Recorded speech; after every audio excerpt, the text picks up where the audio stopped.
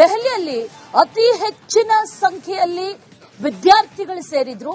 ಆ ನಂತರದಲ್ಲಿ ಈ ಸಿಜೆಪಿ ವತಿಯಿಂದ ಪ್ರೊಟೆಸ್ಟ್ ಆಗಿದ್ದನ್ನ ಗಮನಿಸಿದ್ವಿ. ಅನೇಕ ವಿದ್ಯಾರ್ಥಿ ಸಂಘಟನೆಗಳು ಭಾಗವಹಿಸಿದ್ವು, ಅನೇಕರು ಭಾಗವಹಿಸಿದ್ರು. ಈಗ ಆ ಗಲಾಟೆಯಲ್ಲಿ ಯಾರ್ಯಾರು ಭಾಗವಹಿಸಿದ್ರು, ಯಾರ್ಯಾರಿದ್ರು, ಇದೆಲ್ಲವೂ ಕೂಡ ಒಂದೊಂದಾಗಿ ಹೊರಗೆ ಬರ್ತಾ ಇದೆ.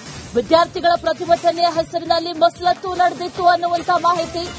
ವಿದ್ಯಾರ್ಥಿಗಳ ದೆಹಲಿಯಲ್ಲಿ ಮಹಾದಂಗೆಯ ಸ್ಕೆಚ್ ನಡೆದಿತ್ತ ಹಾಗಾದ್ರೆ ಅನ್ನೋ ಪ್ರಶ್ನೆ. ವಿದ್ಯಾರ್ಥಿಗಳ ಮುಖವಾಡ ಧರಿಸಿದ್ರ ಕ್ರಿಮಿನಲ್ಗಳು, ಜಂತರ್ ಮಂತರ್ ಹೋರಾಟದಲ್ಲಿ ಕ್ರಿಮಿನಲ್ಗಳು ಭಾಗಿಯಾಗಿದ್ರು ಅನ್ನುವಂತ ಮಾಹಿತಿ ಈಗ ಸದ್ಯಕ್ಕೆ ಸಿಗ್ತಾ ಇದೆ. ದೆಹಲಿ ಪೊಲೀಸ್ ತನಿಖೆಯಲ್ಲಿ ಸ್ಫೋಟಕ ಮಾಹಿತಿ ಈಗ ಬಹಿರಂಗ ಆಗಿರೋದು. ಈಗಾಗಲೇ ಪೊಲೀಸರು ತನಿಖೆಯನ್ನು ನಡೆಸ್ತಾ ಇದ್ದಾರೆ. ವಿಡಿಯೋಗಳು ಸಾಕಷ್ಟಿದೆ.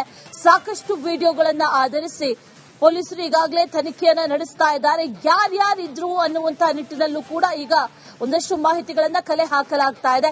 ಅದರಲ್ಲಿ ಈ ಹೋರಾಟದಲ್ಲಿ ಜಂತರ್ ಮಂತರ್ನಲ್ಲಿ ಪಾಲ್ಗೊಂಡಂತವರಲ್ಲಿ ಸಾಕಷ್ಟು ಮಂದಿ ಕ್ರಿಮಿನಲ್ಗಳು ಇದ್ರು ಅನ್ನುವಂತ ಮಾಹಿತಿಗಳು ಈಗ ಪೊಲೀಸರಿಗೆ ಖುದ್ದು ಗೊತ್ತಾಗಿರೋದು. ವಿದ್ಯಾರ್ಥಿಗಳ ಮುಖವಾಡವನ್ನ ಧರಿಸಿ ಹಾಗಾದ್ರೆ ಕ್ರಿಮಿನಲ್ ಬ್ಯಾಕ್ಗ್ರೌಂಡ್ ಇದ್ದಂತವರು ಈ ಹೋರಾಟದಲ್ಲಿ ಭಾಗಿಯಾಗಿದ್ರ ಹಾಗಾದ್ರೆ ಅನ್ನುವಂತ ಪ್ರಶ್ನೆಗಳು ಕಾಡ್ತಾ ಇದೆ. ಪೊಲೀಸರಿಗೆ ಇಂಥದ್ದೇ ಒಂದಷ್ಟು